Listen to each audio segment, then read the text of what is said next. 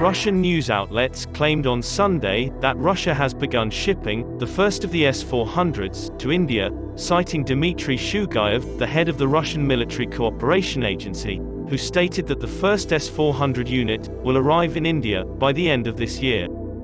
A U.S. State Department spokesperson said, the U.S. has not made a decision on a possible waiver of sanctions against India for its purchase of Russia's S-400 missile defense system, noting that the Countering America's Adversaries through Sanctions Act does not have a blanket or country-specific waiver provision.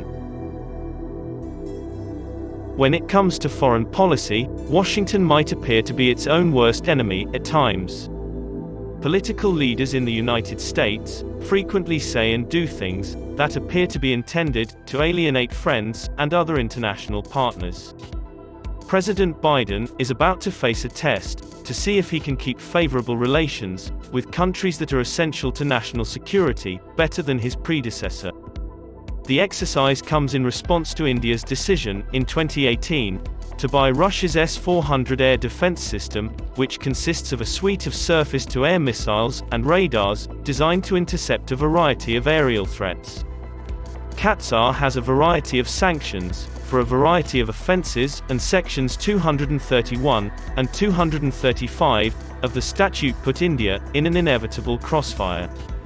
Section 231 mandates that the President impose sanctions on any entity that engages in a significant transaction with the Russian Federation's defense or intelligence sectors.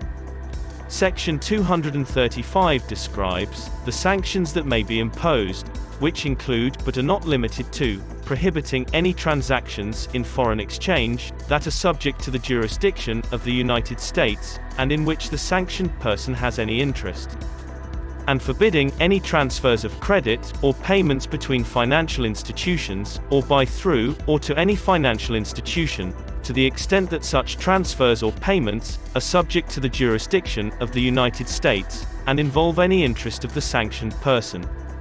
How likely are the sanctions? Security analyst Ajay Shukla said, U.S. penalties on India under CAATSA are improbable, considering the tight defense links between Washington and New Delhi. The Indian military also does not use the most sensitive U.S. military assets, such as the F-35 Joint Strike Fighter, whose security could be jeopardized by proximity to the S-400 batteries. The most likely outcome is that the U.S. will grant India a waiver. The U.S. Congress has enacted legislation that allows the President of the United States to give such a waiver. Ashley Tellis, a former advisor to the George W. Bush, said, the administration is looking for India to produce a mitigation strategy that reassures them that once India gets the S-400 system, it will not have an adverse effect on any other U.S.-supplied system, that India may also operate concurrently. Samir Lalwania, a think tank based in Washington, D.C., said, the government is delaying a decision on CAATSA for as long as they can, at least until after the December 2+2 meeting, to see what deliverables emerge. You wouldn't declare sanctions against India before the 2+2, he says. Gregory Meeks, the chairman of the powerful House Foreign Affairs Committee, has urged the Biden administration to consider sanctions relief on India for the purchase of the Russian S-400 Triumph missile defense system, which New Delhi is expected to receive by the end of this year. Given India's long-standing distrust of international collaboration and long-standing ties with Russia, U.S. sanctions against India will be counterproductive, benefiting Russia, which has previously used the threat of sanctions to persuade India that the United States is untrustworthy as a strategic partner and a defense supplier. Furthermore, those within India who are wary of further interaction with the West, such as the non-aligned movement, would amplify and leverage any sanctions. Russia might use the sanctions to restore its position as India's preferred military partner. Last year, the U.S. imposed sanctions on NATO partner, Turkey, for obtaining Russian S-400 missiles, invoking CAATSA. The sanctions were targeted at Turkey's Presidency of Defense Industries, which is in charge of defense acquisition and development. Turkey was also dropped from the F-35 stealth fighter jet program, which is the most modern aircraft in the U.S. inventory, and is utilized by NATO and other U.S. partners. Russia has stated that it has offered Turkey assistance in the development of modern fighter jets, but no deal has yet been struck.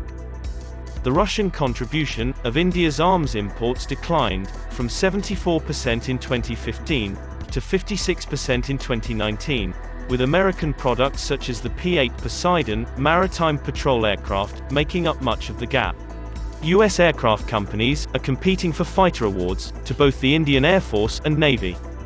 So imposing sanctions on New Delhi today, solely because it chose to buy Russian defense weaponry years ago, is a foolhardy decision that will undermine Indo-American relations, at a time when everything appears to be going well. It would stifle two strategic fronts, at a crucial time, jeopardizing Washington's relationship with India, and the Quad's ability to resist China. Washington can halt a decade of development by making a pointless affront to Indian sovereignty and dignity, but what good would that serve in the end? It would only help Beijing and Moscow at the expense of Washington, making the task of containing China much more difficult.